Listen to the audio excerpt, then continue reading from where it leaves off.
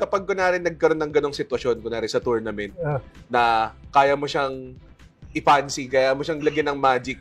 Conforme yan. Pag wala ka talagang tira, yun ang pwede mong gawin mo yun. Yung mga iba, kaya kung nakukuha yung ganun, hiling lang ng mga tao. Narinig ko nga minsan na kung saan mo kukunin, nagtuturo sila kung saan. Kasi, yung last ball na yun, puro, sport game na yun. I-trick shot mo na lang. Kaya lang, natsatsambang ko. Kaya nakikita nila. Tsamba pa talaga? Parang dami na Natsatsamba lang yun. Lahat ng, pati laban namin ni Strickland na binanda ko, tsamba lang yun. Ay, grabe yun. Movement, like you said. And you might miss this ball. Hey.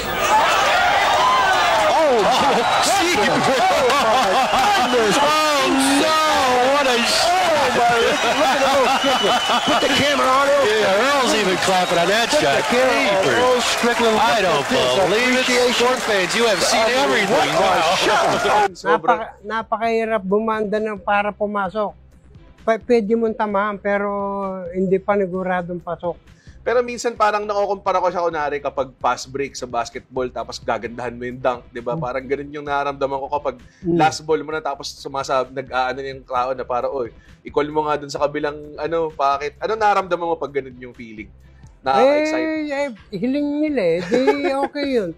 Pagka-tournament, di mo naman gagawin. Lang naman sa tournament, kung yung mga mahihirap, yung mga binabanda, yun ang pwedeng gawin na para maging trick. Pero yung benta na, paikutin mo pa. Hindi. Grabe yun. Ano yun? Lalo na, tournament, di mo gagawin yun. Ngayon, pagka yung mahirap lang talaga, pwede. Pero may mga sitwasyon minsan na kailangan mo magmasi, kailangan mong mag-ilang banking, di ba? Oo, meron talagang masi na talagang mahirap. Minamasi. Pero ngayon, di ko na kaya magmasi. Talaga? Bakit may, Wala na, hindi na, ayaw na. Eto pwede, ito ayaw na. Frozen shoulder lang yan. Kaya mo yan, no? Frozen. Baka pwede pang, talaga, kasi paano yun, mataas yung... Hindi ko na kaya itaas, puro straight na lang.